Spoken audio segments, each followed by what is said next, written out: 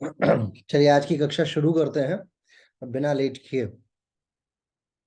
मुझे अपेक्षा है मेरी आवाज आप सभी तक पहुंच रही होगी।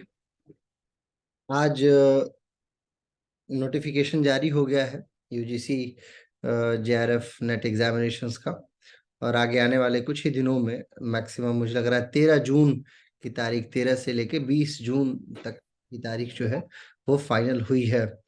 अब इसी विषय पे हम लोगों को देखना है कि आखिर हमारे पास कितनी अपॉर्चुनिटी है और कितने दिनों में हम लोग पूरे ये जो कोर्स हमारा बचा हुआ है इसको कंप्लीट कर लिया जाएगा। बहरहाल आज कोर्स कंप्लीट किया, आज तक हमने जो कोर्स कंप्लीट किया है उसमें यूनिट 1, यूनिट 2, यूनिट 10 से संबंधित कुछ बातें रही हैं। बात करेंगे जो एनाटॉमी की मैं बात कर रहा था कि एनाटॉमी को आगे आने वाले 3 से 4 दिनों के अंदर हमें समाप्त करना है, उसी विषय पे आज चर्चा चलेगी। और आज मैं चाहूंगा कि आपको एनाटॉमी का एक महत्वपूर्ण हिस्सा सामान्यतया पाचन तंत्र के तौर पे कहा जाता है, उसको हम लोग कंप्लीट करेंगे। अब इसके पहले मैंने रक्त संचार के विषय में बहुत सारी बातें आपको बताई हैं। आज मैं एनाटॉमी के कुछ महत्वपूर्ण आयाम को आपके समक्ष रखता हूँ। पाचन तंत्र जो है वो हमारे शरीर का एक बहुत महत्वपूर्ण तंत्र है। अब मुझे अपेक्षा आप सभी लोगों ने फॉर्म देखा होगा और आप बहुत एक्साइटेड हो रहे होंगे। तो हमें अब थोड़ा सा अपने रूटीन को सेट करना है और इसी रूटीन में हम लोग आज पाचन तंत्र लेके चल रहे हैं। पाचन तंत्र की मैं बात कर रहा था कि पाचन तंत्र जो है वो हमारे शरीर का एक बहुत महत्वपूर्ण हिस्सा है। क्यों? क्योंकि जो भी हम खाते हैं, जो भी चीज हमारे शरीर में जाती है, वो पूरी तरीके से कहीं ना कहीं पच के और फिर बाकी कोशिकाओं को मिलती है। लेकिन ये पूरी विषय वस्तु जो है वो एक सिस्टम को फॉलो करती है, और एक ऐसा सिस्टम है जिस सिस्टम को सामान्यतया अगर आप इसको बहुत करीब से ना देखें तो आप समझ नहीं पाएंगे। वैसे तो पाचन तंत्र जो है वो एक कैनाल है, एक पाइपलाइन है, उसी पाइपलाइन को फॉलो करता हुआ पूरा सिस्टम है। बावजूद इसके अगर आप देखेंगे तो इसके सपोर्टिव ऑर्गन्स भी इसकी सहायता बहुत इंपॉर्टेंट तौर पे करते हैं। सपोर्टिव ऑर्गन्स का मतलब जैसे लिवर को देख लीजिए, जैसे पैनक्रियास को देख लीजिए, जैसे आप क्या कहते हैं गॉल ब्लैडर को देख लीजिए, और भी बहुत सारे सपोर्टिव एंजाइम्स और ऑर्गन्स एक साथ इसके लिए कार्य करते हैं। आज हम लोग यही देखेंगे कि आखिर ये पूरा का पूरा सिस्टम जो है वो कार्य किस प्रकार से करता है और कैसे हमारे शरीर के लिए ये महत्वपूर्ण साबित हो रहा है। ठीक है, तो मैं आपके सामने एक स्लाइड शेयर करना शुरू करूंगा, लेकिन उसके पहले मैं जानना चाहता हूँ कि क्या आप लोग इसके इतर कुछ जानते हैं, कुछ पाचन तंत्र के विषय में, या थोड़ी बहुत मतलब अप्रोच है तो मुझे बताइए, फिर हम लोग इस विषय पे चर्चा शुरू करें।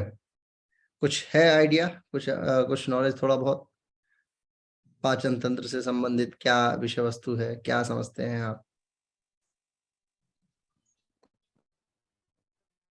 आप अनम्यूट कर सकते। पाचन तंत्र की प्रक्रिया मुख से शुरू होती है। हम्म,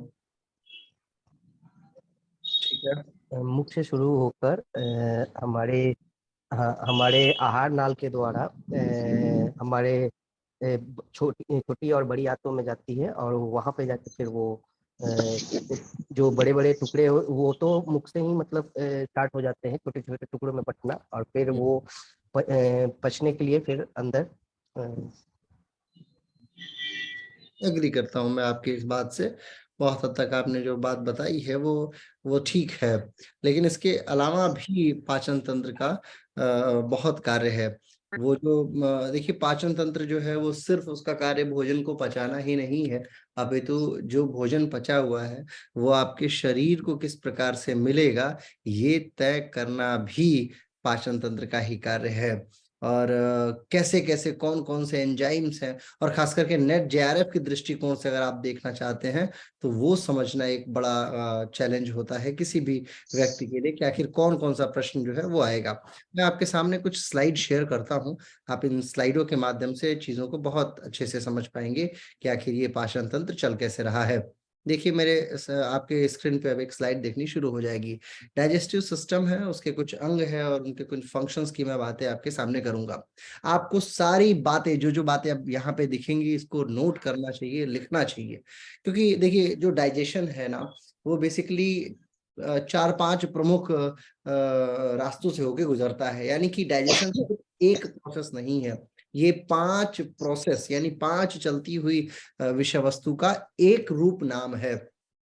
जैसे मनुष्य जब चलता है तो सिर्फ ये कहा जाता है कि मनुष्य चल रहा है। वास्तविकता में उसका हाथ चल रहा है, उसका पैर चल रहा है, उसका दिमाग चल रहा है, उसकी धड़कनें चल रही हैं, सारी चीजें जब चलती हैं एक साथ में, तो क्या कहा जाता है कि ये मनुष्य चल रहा है या मनुष्य जिंदा है।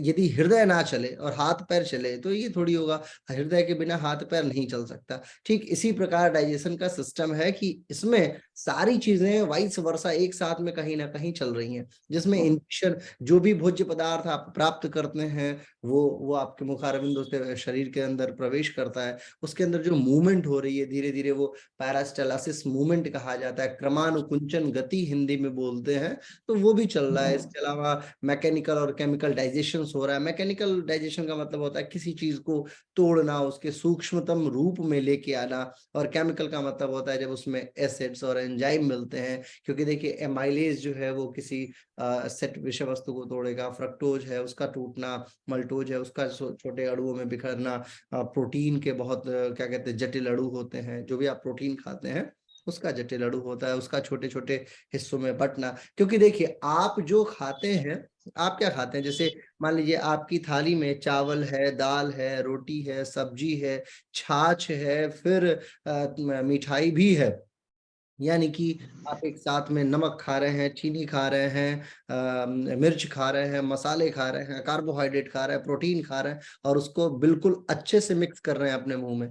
यानी कि पेट के लिए तो एक एक अंगों को, मतलब एक एक एलिमेंट्स को निकालना बड़ा कठिन कार्य है। लेकिन स्टिल केमिकल प्रोसेस जो होती है वो अपने अपने चीजों को अलग अलग करके प्रोटीन को प्रोटीन के हिसाब से लेके जाती है शरीर में, क्या कहते हैं कैल्शियम और मिनरल्स जो है उसको अपने हिसाब से लेके जाती है। हर चीजों को अलग अलग अलग अलग प्रारूप प्रदान कर देती है। तो ये केमिकल डाइजेशन होता है। फिर होता है एब्जॉर्ब करना। देखिए बहुत सारे लोग खाते बहुत सारा है लेकिन उनके शरीर को लगता नहीं है। इसके पीछे का कारण है कि उनकी जो छोटी आंत होती है, बेसिकली एब्जॉर्प्शन की प्रोसेस आपके इसोफेगस में नहीं होती है, आपके स्टमक में भी नहीं होती है, आपके इंटेस्टाइन से होना शुरू होती है। और ये जो इंटेस्टाइन है ना, यही एब्जॉर्ब करती है। इवन जो अपर पार्ट है इंटेस्टाइन का, जिसको ड्यूडेनम बोला जाता है, उस हिस्से में भी कम एब्जॉर्प्शन होती है। इलियम और सीकम वाले हिस्से में अधिकतर एब्जॉर्प्शन होती है, जो कि छोटी आंत का महत्वपूर्ण हिस्सा है। यानी कि छोटी आंत को 3 प्रमुख हिस्सों में बांट दिया गया। वो क्या, जिजनम कम होता है, आपको मैं अभी आगे लिख दिखाऊंगा, पढ़ाऊंगा, बताऊंगा। जिजनम, इलियम और सीकम। इसके इतर एक ऊपरी हिस्सा भी होता है छोटी आंत का, जिसको ड्यूडेनम बोला जाता है, और उसके ऊपर का जो हिस्सा होता है, जिसको सामान्य तौर पे हम लोग स्टमक बोलते हैं। स्टमक भी 5-6 हिस्सों में बटा हुआ एक एक गोल अंग है, कि जे टाइप का अंगक है। सामान्यतया स्टमक जो है वो फंडस में, बॉडी में, कार्डिया में, है ना, इन 4-5 हिस्सों में बंटता है। ये 2 तरीकों से खुलता है, इसोफेगस की तरफ खुलता है और नीचे ड्यूडेनम की तरफ खुलता है। इसोफेगस की भी 5-6 लेयर होती हैं, ये जिसमें लॉन्गिट्यूडनल मसल्स होती हैं, उसका सर्कुलराइज मसल्स होती है, लेमिना होती है। तो बहुत सारे पार्ट जो है वो हमें देखने को मिलता है आपके इसोफेगस में भी। और इसके इतर मुंह होता है, मुंह में दांत है। दांत को यदि देखा जाए तो वो 4 प्रमुख प्रकार है। किसका ये ऑन है माइक? आप लोग प्लीज थोड़ा सा अनुशासन बना के रखा कीजिए और म्यूट रहा कीजिए, फ्लो इससे बिगड़ता है। मैं अभी बताता हूँ। ये मंगला जी आपका ही माइक ऑन है, आप प्लीज म्यूट कर लीजिए।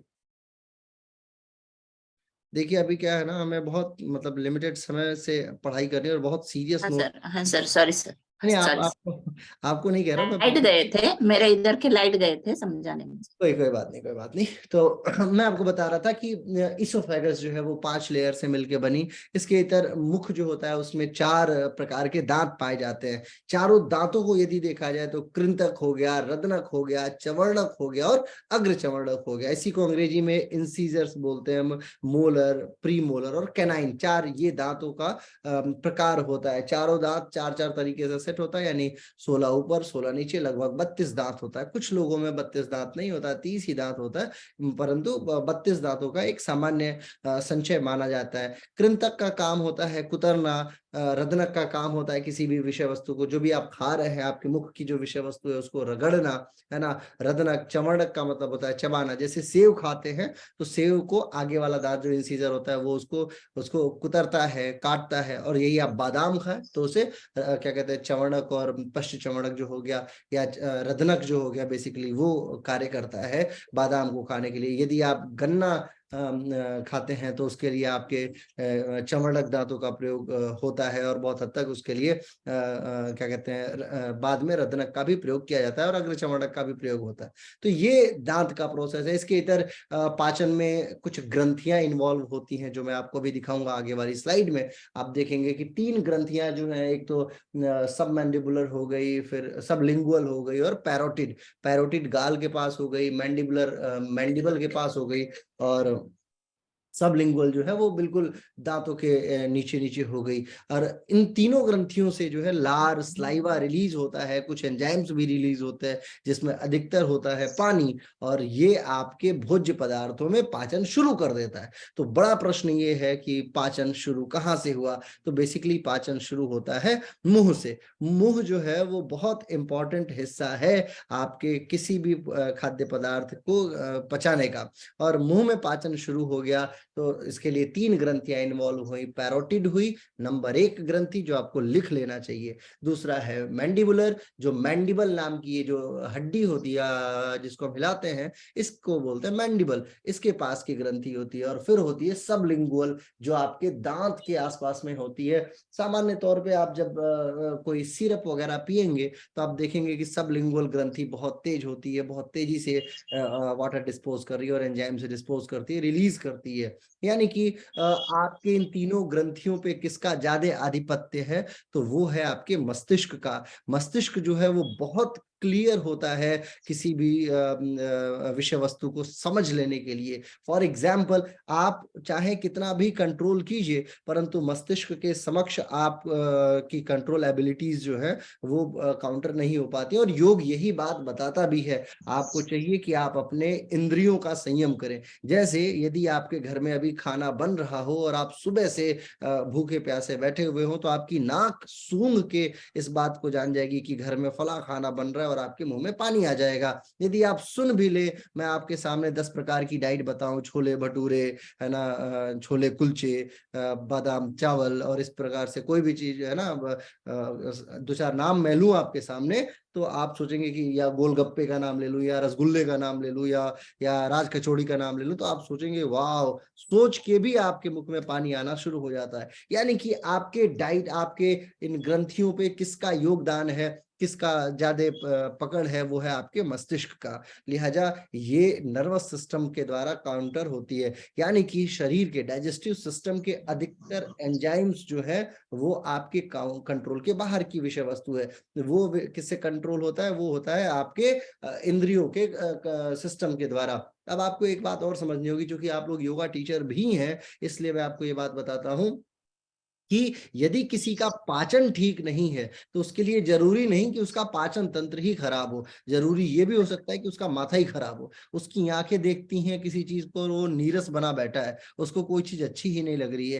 कान सुन तो रहा है कि रसगुल्ले की बात हो रही है, लेकिन रसगुल्लों को सुन के उसका दिमाग खराब हो जा रहा है ना। नाक सूंघ तो रही है कि छोले भटूरे बन रहे हैं, लेकिन स्टिल उसका दिमाग खराब हुआ पड़ा है। यानी कि जो लोग स्ट्रेस्ड होते हैं, जिन लोग को तनाव, टेंशन, डिप्रेशन होता है, उनका पाचन तंत्र का बेड़ा गर्क होना तो तय है ही है। तो इसलिए आपको यह भी ध्यान देना होगा कि कोई व्यक्ति यदि पाचन तंत्र के रोग से प्रताड़ित है तो आपको कहीं ना कहीं उसके मस्तिष्क पे यानी मेंटल हिस्से पे भी कार्य करना होगा। क्यों? क्योंकि ये पैरोटिड, मैंडिबुलर और सबलिंगुअल ग्रंथि जो है वो आपके मस्तिष्क के द्वारा काउंटर हो रही है, कंट्रोल हो रही है। इसके अलावा जीभ नाम की एक संरचना होती है, जो वैसे तो कहा जाता है मस्कुलर सिस्टम का हिस्सा है, लेकिन यदि प्रश्न आपके सामने आए तो यदि आपको ऑप्शन दिखे लिम्फ लिम्फेटिक सिस्टम, तो आपको जीभ को लिम्फेटिक सिस्टम का प्रबल हिस्सा मानना चाहिए। हालांकि मस्कुलर सिस्टम का हिस्सा होता है, लेकिन अधिकतर गुण जीभ के अंदर लिम्फेटिक सिस्टम का होता है। और आपके गले में एक टॉन्सिल भी लटक रहा है छोटा सा,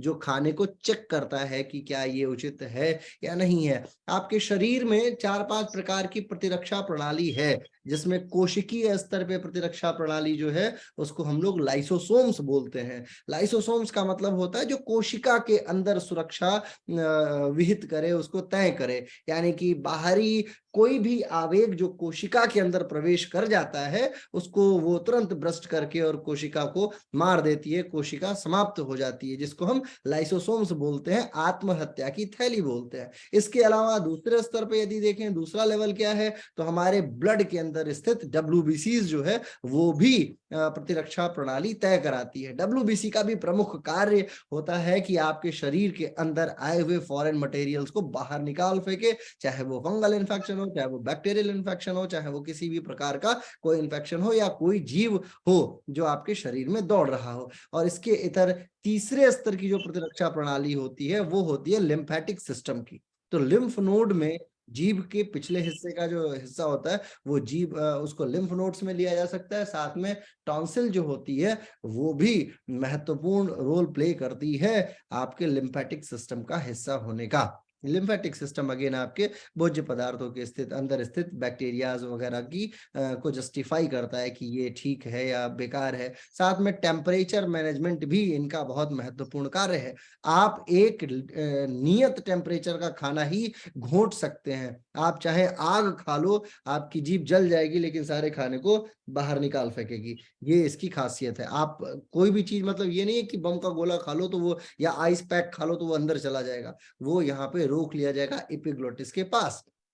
और ये खासियत है, ये भी आप कंट्रोल नहीं कर रहे हैं, इसको भी आपका नर्वस सिस्टम कंट्रोल कर रहा है। यानी कि डाइजेशन जो है वो मुंह में 3-4 लेयर को तो यही फॉलो कर लिया। अब ये प्रश्न बनता है नेट जेआरएफ में कि मुख में केमिकल डाइजेशन होता है, मुख में मैकेनिकल डाइजेशन होता है, मुख में किसी प्रकार का डाइजेशन नहीं होता है, या मुख में दोनों डाइजेशन होता है। तो कायदे से यदि देखा जाए तो मुख में तो दोनों डाइजेशन शुरू हुआ, मैकेनिकल भी तो हुआ, टूट गया सारा का सारा खाना, और केमिकल भी शुरू हो गया, क्योंकि यहाँ 3 ग्रंथियां पाई जाती हैं। प्रश्न संख्या 1। प्रश्न संख्या 2 ये बनेगा कि कितनी ग्रंथियां हमारे मुख में पाई जाती हैं। प्रश्न संख्या 3 कि ये पैरोटिड ग्रंथि कहाँ पाई जाती है, मैंडिबुलर ग्रंथि कहाँ पाई जाती है। प्रश्न 4। प्रश्न 5 सबलिंगुअल ग्रंथि कहाँ पाई जाती है। प्रश्न संख्या 6 मैंडिबल क्या है, ये जो निचली हड्डी होती है इसको मैंडिबल बोलते हैं। तो आपको मैंडिबुलर और मैंडिबल में कंफ्यूज नहीं होना है। ये जो हिल है ना नीचे जबड़ा, कान के पास से नीचे तक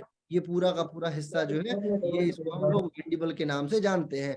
कान के इसके इसके जस्ट नीचे ये जो हिस्सा हिल रहा है इसको सामान्यतया मैंडिबल के नाम से जाना जाता है। इसके अलावा दांत कितने प्रकार का होता है ना, तो वो 4 प्रकार। प्रश्न संख्या 7 ये भी बना। इसके अलावा जिह्वा किस चीज का हिस्सा है, ये भी एक प्रश्न बना। टॉन्सिल क्या चीज है, ये भी एक प्रश्न बना। और करीब करीब 10-12 महत्वपूर्ण प्रश्न आपके मुख से आपने तय कर लिया। ठीक है। इसके अलावा पाचन तंत्र की बात, अब आगे चलते हैं। तो मुझे अपेक्षा है कि आपने 10 प्रश्न तो यहाँ से प्राप्त कर ही लिया, जो बातें मैंने आपको बताई है। अब इसोफेगस की बात होगी और आगे के तंत्र की बात होगी। मैं आपके सामने स्लाइड अगेन शेयर करता हूं ताकि आपको लिखने में आसानी हो। एब्जॉर्प्शन की बात हो रही थी और एलिमिनेशन की बात। एलिमिनेशन का मतलब होता है कि आपके शरीर का जो भी बेकार तत्व है उसको बाहर निकाल फेंकना, ये एलिमिनेशन का कार्य है। अब बात आती है डाइजेशन की। मैकेनिकल में क्या होता है ये भी आप मार्क आउट कर लीजिए, और केमिकल में क्या होता है, जैसा मैंने आपको बताया, चबाना, फाड़ना, है ना, ग्रिंड करना, उसको मिलाना, मैश करना, मिक्सअप करना, जो भी खाना खाया है, ये सब मैकेनिकल प्रोसेस है जो कि फिजिकल के तौर पे जानी जाती है, यानी भौतिक आधार पे जो कार्य आप कर सकते हैं उन कार्यों को। लेकिन ऐसा तो है नहीं कि अगर मैं आपको मैं भोजन दे दूं और मैं आपसे बोलूं कि एक काम कीजिए संतोष जी, या एक काम कीजिए विवेक जी, ये लीजिए मैं आपको एक खाना दे रहा हूं, इसमें से मुझे प्रोटीन अलग करके दीजिए और कार्बोहाइड्रेट अलग करके दीजिए, तो आप कर पाएंगे क्या? ये बड़ा मुश्किल है और ये कर भी नहीं सकते। आपके मस्तिष्क के पास वो कैपेसिटी और वो आधार नहीं है जिस आधार पे आप प्रोटीन को अलग कर सके। लेकिन हंस के पास ये क्वालिटी होती है। हंस जो है वो दूध को अलग कर सकता है पानी से। सिर्फ ये केमिकल प्रोसेस उसके दिमाग में ऐसी होती है कि वो अलग अलग कर सकता है। ये खासियत होती है हंस की। बहरहाल मैं आपको डाइजेशन की बात बता रहा हूँ। केमिकल प्रोसेस में जितना भी एंजाइम है, जितने भी केमिकल आप खा रहे हैं, जो भी आप खा रहे हैं, भाई हो सकता है कि आप टोमेटो केचप खा रहे हैं, तो टोमेटो केचप क्या है, वो केमिकल ही तो है। आप कोल्ड ड्रिंक पी रहे हैं, वो क्या है, वो पूरी तरीके से केमिकल है ना। तो जो भी केमिकल खा रहे हैं, जो भी खाना खा रहे हैं, कार्बोहाइड्रेट, प्रोटीन, लिपिड्स, मान लीजिए चावल दाल ही खा रहे हैं तो कार्बोहाइड्रेट और प्रोटीन आप मिक्स करके खा रहे हैं, साथ में साल्ट भी है यानी नमक है, तो वो भी एक है। क्षार यानी कि बेस, अम्ल है ना, यानी एसिड, लवण यानी कि जो सल्स वगैरह है, वो सारी चीजें आप एक साथ में ले लेते हैं, तो उन सबको अलग करने का प्रोसेस क्या कहते हैं, केमिकल प्रोसेस होता है। प्रश्न यहाँ से एक बन के आया कि क्या कहते हैं, मैकेनिकल प्रोसेस, पाचन में मैकेनिकल क्रिया होती है या नहीं होती है, ये उत्तरित करें, या इस तरीके का कोई भी प्रश्न आपके सामने देखने को मिल सकता है।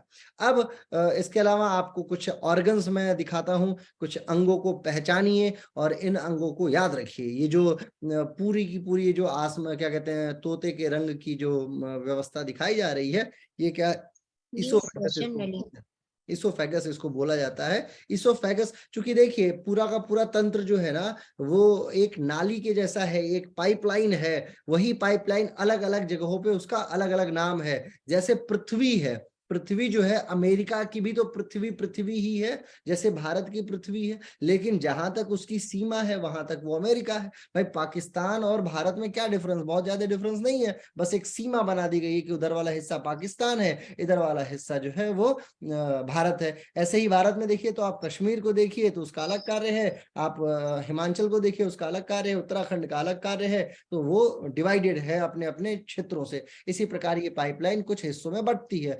प्रथम हिस्से को मुख बोला जाता है, द्वितीय हिस्से को फेरिंग्स बोला जाता है, जो सामान्यतया खाने को ढकेलने का कार्य करती है। अब ढकेलने के समय एपिग्लोटिस नाम की एक संरचना इसी फेरिंग्स के पास पाई जाती है। एपिग्लोटिस का कार्य क्या होता है, एपिग्लोटिस को बोलते हैं कंठ छद। जैसे ही आप खाना खाते हैं तो वो विंड पाइप को बंद कर देता है और खाने को एक दूसरा रास्ता दे देता है, ताकि खाना आपके क्या कहते हैं, इसोफेगस में यानी कि आहार नाल में प्रवेश कर जाए। खाना ऐसा ना हो कि वो विंड पाइप में प्रवेश कर जाए, और यदि चावल का एक दाना भी विंड पाइप की तरफ जाता है तो आपको बहुत जोर से खांसी और छींकना और तमाम चीजें आनी शुरू हो जाती है। और थोड़ा सा अंदर चल जाए, हल्का सा, बिल्कुल मतलब इंच का 10वां हिस्सा भी अगर अंदर चला जाए तो आप लगते हैं जोर जोर से खांसने, इवन वोमिट तक हो सकती है, आंखों से पानी आना शुरू हो जाता है। क्यों? क्योंकि एपिग्लोटिस का कार्य है रास्ता दिखाना। हवा आई तो उसको उधर भेजेगा, और खाना आया तो उसको उधर भेजेगा। ये इस तरीके से उसका कार्य चलता रहता है एपिग्लोटिस का। एपिग्लोटिस को बोलते हैं कंठ छद, जो कि यहाँ स्थित है। और फेरिंग्स जो है उसी के जस्ट पीछे वाले हिस्से को बोलते हैं, जो खाने को ढकेल देती है एक दिशा की तरफ, और ये धीरे धीरे खाने को इसोफेगस की तरफ लेके जाता है। अब इसोफेगस खाने को नीचे ही क्यों ढकेले, इसके विषय में भी एक संकल्पना दी वैज्ञानिकों ने कहा कि चूंकि इसकी लेयर होती है जो भोजन को, अब यहां एक प्रश्न बनता है, खाना जब तक मुंह में रहा तब तक तो ठीक है, लेकिन जैसे ही इसोफेगस में गया, खाने को खाना बोलते ही नहीं है, इसको बोलते हैं काइम, CHYME। ये लाइन, ये प्रश्न 2 बार आ चुका है नेट में, याद रखिएगा। और ये छोटे छोटे प्रश्न हैं जो व्यक्ति को परेशान कर देते हैं, है ना। काइम बोला जाता है जो आपके इसोफेगस में जैसे ही भोजन गया। अब यहाँ एक और प्रश्न बनेगा, इसोफेगस की कितनी लेयर होती है? तो इसोफेगस में मुख्य तौर पे तो 7 होती हैं लेयर्स, लेकिन 5 प्रमुख हैं, है ना। तो 7 लेयर का यदि ऑप्शन आए तो ठीक है। अच्छा, प्रश्न अगर ये नहीं आया तो इस प्रश्न के आने की संभावना थोड़ी ज्यादा होगी। प्रश्न आएगा कि इसोफेगस की इंटरनल लेयर को क्या कहा जाता है। इसोफेगस की इंटरनल लेयर को ल्यूमेन कहा जाता है, ये प्रश्न बनने की संभावना है। बाकी के 4 लेयर का कोई औचित्य नहीं बनता है। बाकी चारों लेयर्स का जो है वो कभी नाम तो देखा ही नहीं, मतलब कभी नहीं पूछा गया है कि इसका इसका जो है इसोफेगस की जो लेयर है उसको क्या बोलते हैं या उसका क्या नाम है। अच्छा, इसोफेगस जो है उसका उसकी लंबाई पूछी जा सकती है, तो लगभग लगभग 30 सेंटीमीटर से लेके 40 सेंटीमीटर तक के आसपास इसकी लंबाई होती है इसोफेगस की। ठीक है, तो ये प्रश्न एक इंपॉर्टेंट है कि इसोफेगस की लंबाई कितनी होती है। अब इंचेस में आएगी तो वो अपने हिसाब से आप चेंज करते रहिएगा कि क्या कहते हैं इसोफेगस की इंच में लंबाई कितनी है। ठीक है, अब इसोफेगस के लेयर्स के भी नाम आपको लिख लेना चाहिए कि कौन कौन सा लेयर होता है ना। तो सबसे जो ल्यूमेन का एक लेयर इंटरनल हो गया, उसके बाद होती है म्यूकोसा की लेयर जो कि बहुत महत्वपूर्ण है। म्यूकोसा और सब म्यूकोसा ये दोनों साथ साथ होती हैं। म्यूकोसा और सब म्यूकोसा की लेयर, इससे क्या होता है, म्यूकस रिलीज होता है इस लेयर से। रिलीज होने का मतलब जैसे सीलन आती है ना, ठीक उस प्रकार से इससे सीलते हुए सीजते हुए कुछ लिक्विड निकलता है जो खाने को सॉफ्ट बना के नीचे की तरफ ढकेलता है, ताकि आपको यदि पापड़ी खाने का मन है तो आपके द्वारा खाई हुई पापड़ी कहीं छेद ना कर दे इसोफेगस में, है ना। कई बार ऐसा होता है कि आप जल्दबाजी में घोंट जाते कुछ भी, अचार का जो आम है, आम का पूरी गुठली खा गए, है ना, आम के अचार की, तो वो गुठली अगर अंदर जाए तो कहीं छेद ना दे। कई बार ऐसा होता है, बचपन में तो हम लोग क्या कहते हैं संतरे का बीज निकाल के फेंक देते थे कि पेट में कहीं संतरा ना जम जाए, लेकिन जब बड़े हुए पता लगा कि संतरा नहीं जमता है तो उसको बीज सहित निकल जाते हैं। तो ये सारी गलतियां जो है कई बार बचपन में मतलब ये सब चीजें नहीं खाते थे, लेकिन फिर भी स्टिल अब खा लेते हैं, तो वो बीज जाके आपके इसोफेगस को प्रताड़ित ना करे, परेशान ना करे, इसके लिए म्यूकोसा लेयर और सब म्यूकोसा लेयर कुछ एंजाइम्स रिलीज करते रहते हैं, जिसके कारण से वो बहुत आराम से नीचे की तरफ जाता है। अब उसके म्यूकोसा सब म्यूकोसा के बाद एक लेयर आती है जिसको बोलते हैं मस्कुलरिसिस, लिख लीजिए, मस्कुलरिस प्रोपिया, MUSCULARIS प्रोपिया, PROPIA। ये क्या कार्य करता है, मस्कुलर का रूप देता है इसको। इसके बाद एडवेंशिया एक अगली लेयर होती है जो इसके गति के लिए उत्तरदायी है ना। एडवेंशिया एक लेयर होती है, फिर लॉन्गिट्यूडनल लेयर आ जाती है जिसका कोई बहुत उपयोग नहीं है। ये क्या करता है, खाने को क्रमानुकुंचन गति प्रदान करता है। एडवेंशिया जो है, क्रमानुकुंचन गति का मतलब होता है खाना जैसे यहाँ है तो पहले पाइप यहाँ दबेगा, खाना धीरे धीरे धीरे धीरे नीचे की तरफ चला जाएगा। ये गति क्या कहलाती है, क्रमानुकुंचन गति कहलाती है। क्रमानुकुंचन गति को योग में यदि आपको समझना है तो जब आप पेट को ऐसे ऐसे अग्निसार की प्रक्रिया करते हैं ना, पेट बहुत तेजी से अंदर बाहर करते हैं, तो वही क्रमानुकुंचन गति को आप इंप्रूव कर रहे हैं। क्रमानुकुंचन गति के माध्यम से ही आप अपने भोज्य पदार्थ को बहुत इजीली पचा सकते हैं, बहुत तेजी के साथ उसको प्रोसेस कर देते हैं। ये खासियत होती है इसोफेगस की। तो हमें इसोफेगस से कुछ महत्वपूर्ण प्रश्न मिला। इसके अलावा स्टमक होता है जिसको हम लोग आगे देखेंगे ही, लिवर एक सपोर्टिव ऑर्गन है उसको देखेंगे, स्मॉल और लार्ज इंटेस्टाइन है उसको भी देखेंगे, और लास्ट में रेक्टम है। तो ये टोटल जो है ये आपके डाइजेस्टिव सिस्टम का हिस्सा है। माउथ के विषय में मैंने आपको बहुत सारी बातें बताई, इसोफेगस के विषय में बातें बताई, लगभग 20 से लेकर 35-40 सेंटीमीटर तक इसकी हाइट हो सकती है। अब बात आती है स्टमक की। स्टमक जो होता है वो बेसिकली जे आकार का होता है। ये प्रश्न एक बार आया हुआ है कि निम्न में से चयन करें। देखिए एक बात मैं आपको अभी बता देना चाहता हूं कि एनाटॉमी का कोई भी प्रश्न ऐसा मैंने आज तक नहीं देखा है जो व्यक्ति को बहुत डीप जाके पूछा गया। बहुत सिंपल प्रश्न पूछ लेते हैं, बहुत जेन्युइन प्रश्न पूछ लेते हैं कि पेट का आकार निम्न में से कैसा है, सी टाइप का है, जे टाइप का है, के टाइप का है या एल टाइप का।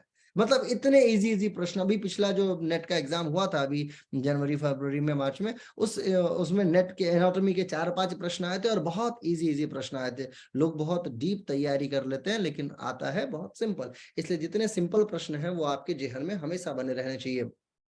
इसके अलावा है इसका क्या कार्य होता है, mix food with gastric juices, है ना। गैस्ट्रिक जूसेस में क्या है, अब इसमें एक चीज हमें समझना बड़ा जरूरी है। इसमें होता है हाइड्रोक्लोरिक एसिड, HCl जो होता है वो हमारे पेट का एक प्रमुख एंजाइम है, प्रमुख लिक्विड है जो भोज्य पदार्थ को तोड़ता है। इसके अलावा पैनक्रियाटिक जूस, आगे जाके स्टमक के निचले हिस्से में पैनक्रियाटिक जूस मिल जाता है, और लिवर से आया हुआ कुछ बाइल मिलता है जो ड्यूडेनम के आसपास वाले हिस्से में पाचन शुरू कर देता है। बट स्टिल पेट का महत्वपूर्ण क्या कहते हैं लिक्विड क्या है, पेट का महत्वपूर्ण लिक्विड है हाइड्रोक्लोरिक एसिड, HCl। प्रश्न ये भी बनेगा कि निम्न में से पेट में कौन सा लिक्विड जो है वो प्रमुखता से पाया जाता है या किसकी मात्रा ज्यादा होती है, तो आपको हमेशा इस बात को समझ के रखना है।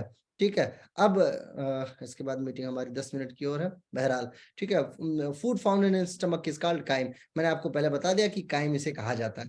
ठीक है, अब आगे चलते हैं। स्मॉल इंटेस्टाइन जो है वो सामान्यतः 7 से 8 मीटर की, लगभग 20 से 22 फीट लंबी हो सकती है। ये खासियत है इसकी स्मॉल इंटेस्टाइन की। 7 मीटर के आसपास होती है, 7 से 7.5 मीटर तक हो सकती है, जो कि वयस्क व्यक्ति में होती है। ठीक है, इसके अंदर कुछ विलाइज होती हैं, वो आपको लिख लेना चाहिए। माइक्रो विलाइज बोला जाता है जो इंटेस्टाइन के अंदर होती है। उसमें क्या ब्लड वेसल्स होती हैं जो माइक्रोविलाइज है, और वही एक्सेप्ट करती हैं आपके द्वारा खाए हुए पदार्थों को। जो भी भोज्य पदार्थ आप लेते हैं उन भोज्य पदार्थों को स्वीकार कौन करता है? माइक्रोविलाइज ही, और वही ब्लड के अंदर डंप करती हैं। वाया इंटेस्टाइन होते हुए वो ब्लड धीरे धीरे लिवर की तरफ पहुंचता है, और फिर आगे लिवर डिसाइड करता है कि उसको कहाँ जाना है। ये देखिए माइक्रोविलाइज की फोटोज आपके सामने दिख रही है, ये कुछ इस तरीके की होती है। हजारों लाखों संख्या में ये आपके शरीर में देखने को मिल जाएगा।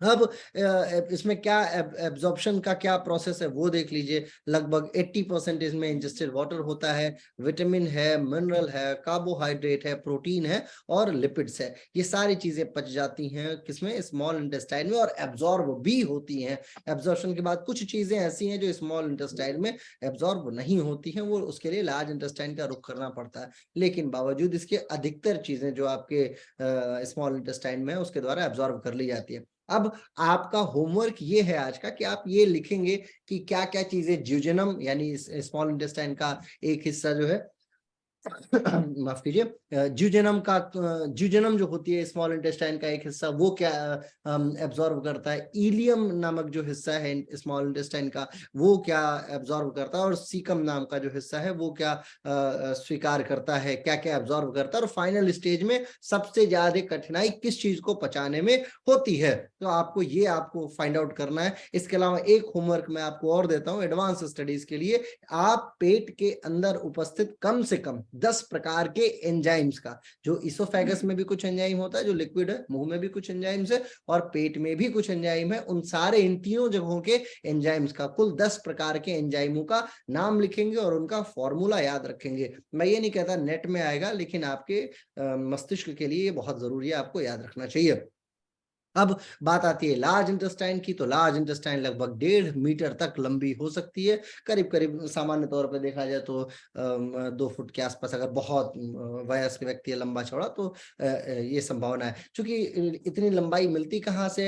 असेंडिंग कॉलन होता है ये हिस्सा, आप देखिए ये ऊपर की तरफ जा रहा है, फिर ट्रांसवर्स कॉलन होता है यानी कि क्षैतिज कॉलन, और फिर डिसेंडिंग कॉलन होता है जो नीचे की तरफ आ रही है, और लास्ट में रेक्टम होते हुए मल बाहर निकल जाता है। अब ये जहां पे ये स्मॉल इंटेस्टाइन लार्ज इंटेस्टाइन से मिल रही है, इसको बॉविन वॉल्व बोला जाता है, बॉविन्स वॉल्व। और एक और चीज, जहां पे ये इसोफेगस स्टमक में मिल रहा है, इसको पाइलोरिक इंस्पेक्टर बोला जाता है। ये चीजें आपको याद रखनी चाहिए। हालांकि ये नाम कभी आएगा नहीं, डीप नाम है, पाइलोरिक इंस्पेक्टर इसको बोलते हैं, और इसको बॉविन वॉल्व बोला जाता है, जहां पे ये यहां से प्रवेश करे। इसको किसने खोजा था? बॉविन नामक एक वैज्ञानिक थे जिन्होंने इसके विषय में जो है वो बातें बताई थी। यहाँ पे देखिए, अब यहाँ एक और चीज आपको देखने को मिल रहा होगा, वर्मी फॉर्म अपेंडिक्स। ये जो चित्र आप देख रहे हैं, वर्मी फॉर्म अपेंडिक्स सामान्यतः शरीर में वेस्टिजियल ऑर्गन के तौर पे जाना जाता है, यानी ऐसा अंग जो हमारे किसी कार्य का नहीं है।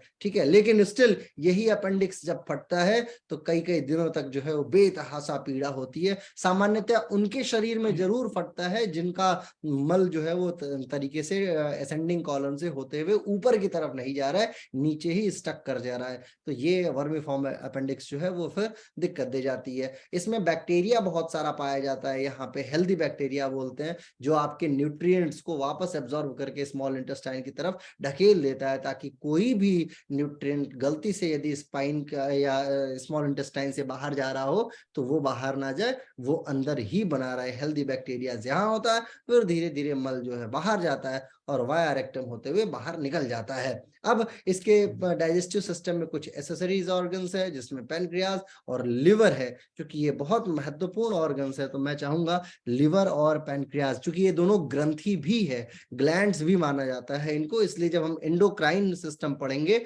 वहां मैं आपको इन लिवर और पैनक्रियाज के विषय में विस्तार से बताऊंगा। डाइजेस्टिव सिस्टम के लिए अभी हमारे पास जो मेजर प्रश्न थे वो इतने में ही बनना था, और ये मैंने आपके सामने रख दिया। अब इसके इतर कुछ और एक नोट्स है, मैंने बड़ा क्या कहते हैं तरीके से आपके सामने लिखा हुआ है, अभी कंप्यूटर पे लिख ही रहा था थोड़ी देर पहले, मैं आपको दिखाता हूँ, है ना। हम लोग सामान्यतः 200 आवर्स टीचर्स ट्रेनिंग में इसका प्रयोग करते हैं। मैं आपको ये साझा कर दे रहा हूँ, आप इसको देखिएगा। ये डाइजेस्टिव सिस्टम का पूरा नोट्स है, मैं आपके ग्रुप में अभी भेज देता हूं, आप इसको देखिए और इसमें से कुछ नोट्स बनाइए। देखिए जैसे ये पूरा पूरा जो है ना, ये कैसा कैसा क्या है और क्या क्या प्रश्न आ सकता है, तो मैंने ये टोटल इसको सब टोटल करने की कोशिश की है। अभी आपके साथ ये साझा कर दूंगा और आप देखिए ये सारे एंजाइम्स का नाम मैंने यहाँ पे दे दिया है, बट स्टिल आपको भी याद होना चाहिए। तो ये मैं आपको भेज दूंगा, आप नोट्स बना लीजिएगा और डाइजेस्टिव सिस्टम से संबंधित कम से कम 50 प्रश्न मैं आपको कल सुबह भेजूंगा और कल दोपहर तक आप मुझे सॉल्व करके दे दीजिएगा। कल हम लोग 2 और सिस्टम एक साथ खत्म करेंगे, जिसमें सर्कुलेटरी सिस्टम होगा और रेस्पिरेटरी सिस्टम होगा, क्योंकि खाना पचने के बाद सांस की आवश्यकता इसके अलावा बहुत जरूरी है। आज का वीडियो बस इतना ही, बहुत बहुत आभार। कोई प्रश्न होगा तो आप मुझसे व्हाट्सएप ग्रुप में पूछ लीजिएगा, ठीक है। अब इसी फॉर्मेट में लेक्चर चलेगा, लेक्चर शैली में। इसके पहले हम लोग लेक्चर किया करते थे बात वाली शैली में, क्योंकि हमारे पास टारगेट नहीं था। 13 जून अब हमारे पास टारगेट है, तो हमें बहुत नियत स्टडी करनी होगी। अब मैं प्रतिदिन आपको 2-4 वीडियो भी बना के अपलोड करता रहूंगा, इसलिए यूट्यूब पे भी आप लोग बने रहिएगा, देखते रहिएगा कि कौन सा वीडियो अपलोड हुआ। तो यूट्यूब पे भी जाके आप देखते रहिए, मैं प्रतिदिन जो भी छोटा बिसरा है वो सब उधर अपलोड कर दूंगा और इधर तो हम लोग लाइव पढ़ाते रहेंगे ही, ठीक है। चलिए आज का वीडियो यहीं तक, बहुत बहुत आभार, धन्यवाद।